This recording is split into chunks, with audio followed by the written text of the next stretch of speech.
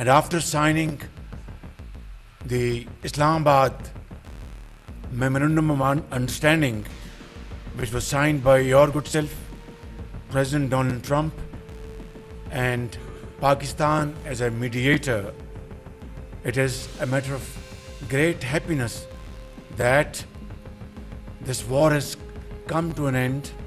Pakistan's Prime Minister Shehbaz Sharif has spent months projecting his country as a rising diplomatic power, a peacemaker, a country that talks to Saudi, a country that talks to Iran, to United States, and a country that can supposedly bridge divides in one of the world's most volatile regions. But then came the explosive shut-up call from Tehran itself.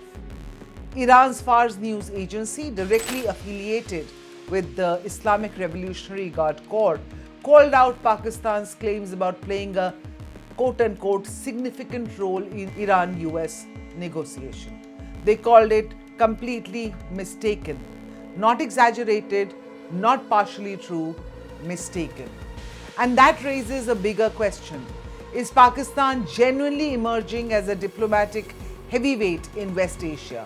Or is Islamabad desperately trying to look more important than it actually is?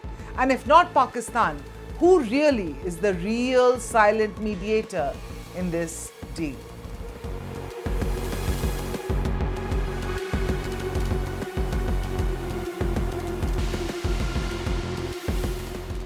On June 23rd, Shehbaz Sharif stood before the National Assembly in Islamabad and delivered what sounded like a victory lap. He told the parliament that technical negotiations between Iran and the US were on track. He said these talks would cover 4 major areas: Iran's nuclear program, its ballistic missiles, sanctions relief, and Iran's frozen assets. The subtext was clear. Pakistan did this. Pakistan is still doing this. Pakistan is in the room, at the table, shaping the future of one of the most consequential geopolitical deals of this decade.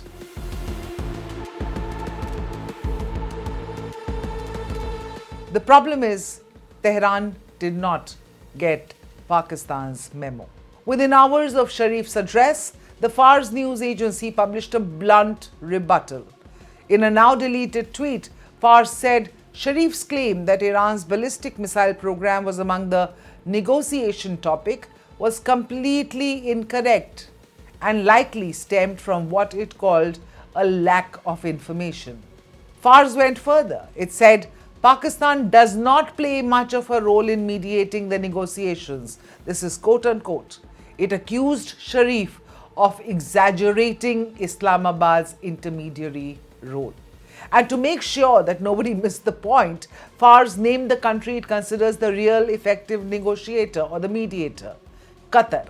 Later, Iran's President Pezeshkian, standing right next to Pakistan PM Sharif on Pakistani soil, cleared the confusion. بحث موشک ما در تفاهم نامه‌ای که داشتیم وجود نداره و هیچ وقت وجود نخواهد داشت.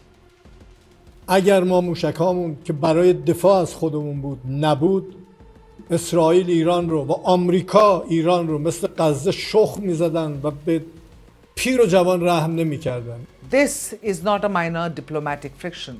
This is Iran telling the world that Pakistani PM's claims are wrong.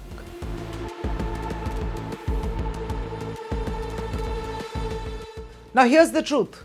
The Islamabad Memorandum of Understanding, signed on June 17th by Donald Trump and Iranian President Masoud Pezeshkian, does not mention Iran's ballistic missile program at all. Not one word. According to multiple reports, the framework agreement also makes no mention of Iran's network of non-state allies in the Middle East. These were in fact taken off the agenda, or at least off the immediate agenda. Iran's own state-run IRNA news agency confirmed that discussions on Iran's missile program and its support for armed groups had been removed from the near-term agenda of these talks. So when Shehbaz Sharif stood before Parliament and said ballistic missiles were among the issues for the next round of talks, he was either getting ahead of himself or getting really carried away.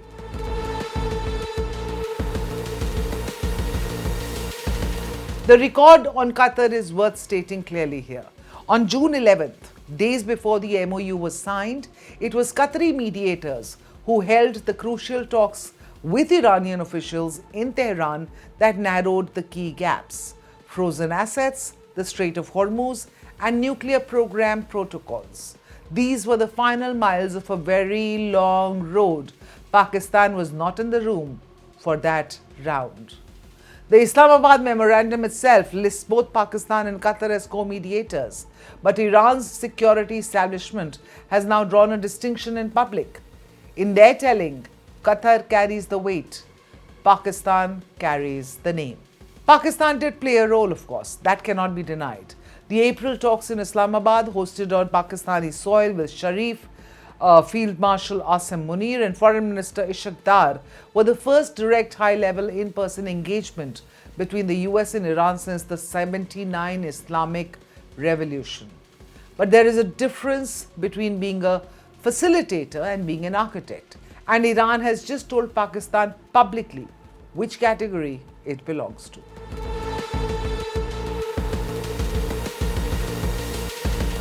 This is also a story about political messaging.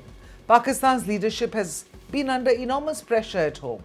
The economy is fragile, foreign exchange reserves remain a concern. The government needs a diplomatic win. A successful role in ending a major regional conflict would have been a powerful achievement. And that is why the optics, at least domestically, mattered.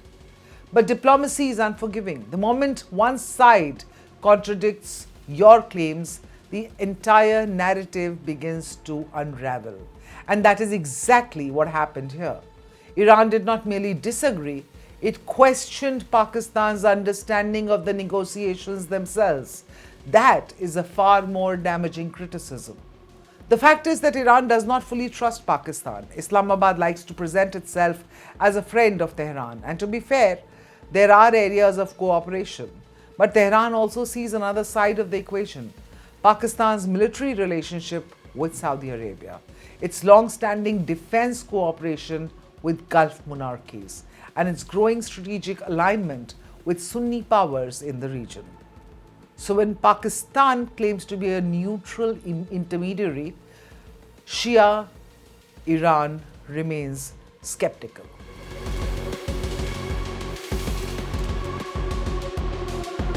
The bigger lesson goes beyond Pakistan and Iran.